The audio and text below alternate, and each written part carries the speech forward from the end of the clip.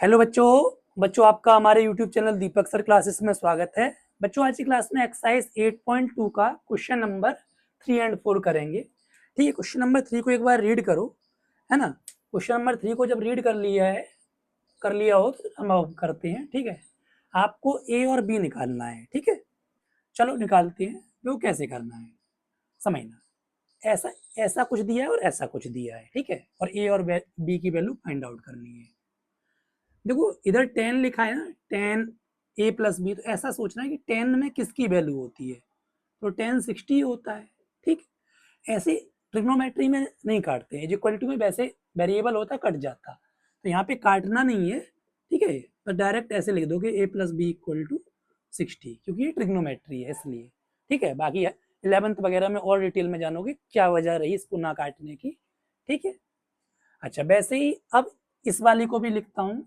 10a - b जो है वो दे रखा है 1/√3, तो ये किसकी वैल्यू होती है 1/√3। इधर 10 है तो 10 से सोचना है, 10 ये किसकी वैल्यू होती है, 10 30 होता है।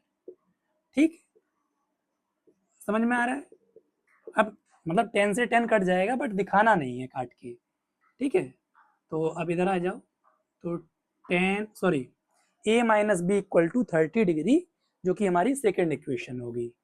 ये ऊपर वाली हमारी फर्स्ट इक्वेशन हो गई। ठीक है, अब इन दोनों इक्वेशंस को हम सॉल्व कर लेंगे। ठीक है, तो वहां से ए और बी की वैल्यू आ जाएगी, हम दोनों को ऐड कर ले रहे हैं। क्लियर, दोनों इक्वेशंस को ऐड कर ले रहे हैं तो बी कैंसिल आउट हो जाएगा। Adding first and second equation.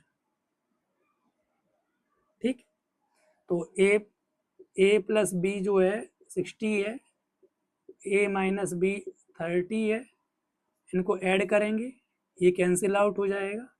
2a = 90, ए इधर डिवाइड में जाएगा तो ए की वैल्यू कितनी हो जाएगी 45। ठीक है, इधर आ जाओ, a = 45 डिग्री। अब इस ए की वैल्यू को आप किसी भी एक इक्वेशन में रख दो। ठीक है, तो हम इसी मान के चलो फर्स्ट में रख दे रहे हैं। ठीक है, putting a in first equation.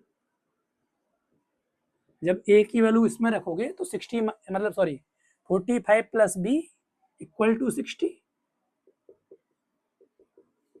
ठीक है, तो b हो जाएगा 60, पहले है इधर, बाद में 45 आया जो कि उधर पॉजिटिव का था, इधर किसका हो जाएगा नेगेटिव का हो जाएगा। क्लियर, तो ये आपका 15 डिग्री हो जाएगा b की वैल्यू। ठीक है, a की वैल्यू आ गई 45 डिग्री और b की वैल्यू 15 डिग्री। क्लियर, समझ में आ गया। ठीक है, अब क्वेश्चन नंबर 4 है जो कि ट्रू और फॉल्स है। ठीक है, ये कह रहा है साइन ब्रैकेट में a+b ऐसा होगा नहीं होगा। आप 11th में आइडेंटिटी पढ़ोगे, ऐसा नहीं होता है। ठीक है, यानी साइन साइन ये कोई नॉर्मल एल्जेब्रा नहीं है कि जैसे एल्जेब्रा में होता था x+y तो साइन x + साइन y, मतलब एल्जेब्रा नहीं है, ट्रिग्नोमेट्री की आइडेंटिटी है। आप 11th में पढ़ोगे तो ध्यान रखना ऐसा नहीं होता है। कह रहा साइन थीटा की वैल्यू इंक्रीज करती है जैसे जैसे थीटा इंक्रीज करता है, तो सही बात है। साइन 0 0 होता है और साइन 91 होता है, तो थीटा जैसे जैसे बढ़ता गया तो वैल्यू बढ़ी तो गई। क्लियर, तो ट्रू। कह रहा है कॉस थीटा की वैल्यू इंक्रीज करती है जैसे जैसे थीटा इंक्रीज करता है, नहीं। कॉस 0 1 होता है और कॉस 90 0 होता है, तो थीटा बढ़ता गया तो वैल्यू डिक्रीज करती है ना कि इंक्रीज, इसलिए ये फॉल्स हो गया। साइन थीटा कॉस थीटा के इक्वल होगा सभी वैल्यू पर, नहीं। साइन 45 और कॉस 45 की तो वैल्यू इक्वल होती है 1/√2, बाकी केवल एक ही तो थीटा की एक ही वैल्यू पर इक्वल होता है, सभी वैल्यू पर तो नहीं होता ना, तो ये हमारा फॉल्स हुआ। Cot a is not defined for cot a = 0, तो कॉट ए नॉट डिफाइन होता है a = 0 पर, तो मेरे हिसाब से कॉट ए ना नॉट डिफाइन होता है।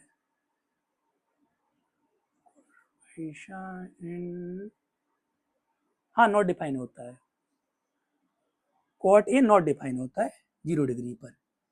ठीक है, क्योंकि देखो ऐसे समझो, मान लो आपको कॉट नहीं पता है, मैं तो देखो कॉस वाई साइन होता है कॉट, तो कॉस 0 कितना होता है, कॉस 0 कितना होता है, कॉस 0 आपका 1 होता है और साइन 0 कितना होता है 0 होता है। समझ रहे हो? तो 1/0 नॉट डिफाइंड। मैंने ट्रिक भी बताई थी कि 1 ऐसे समथिंग है अपॉन 0 नॉट डिफाइंड, ठीक है, सन करके ट्रिक बताई थी, something upon 0 not defined. Clear, समझ में आ गया? ठीक है, देख लो फिर आगे बढ़ते हैं।